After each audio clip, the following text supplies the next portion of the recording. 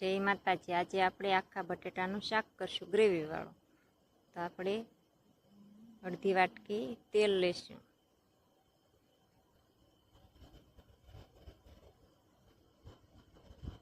આપણે જીરું લેશું,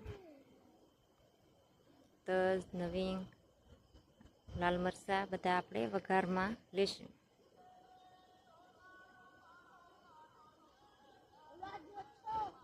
હવે આપણે આ ડુંગળીની ગ્રેવી લેશું। સરસ મિક્સ કરીને આપણે મરચાં લેશું, લીલા 2,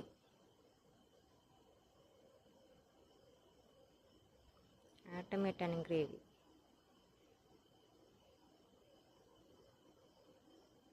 આ મરચું લસણ વાળું કરેલું લેશું, સવાણું ખંડેલું લેશું, જરૂર પડે એટલું મીઠું લેશું, ધાણા જીરું, હળદર, સરસ મિક્સ કરીને આપણે બટેટી ફોલેલી છે એ લઈ લઈશું। સરસ મિક્સ કરીને આપણે જરૂર પડે એટલું પાણી લેશું।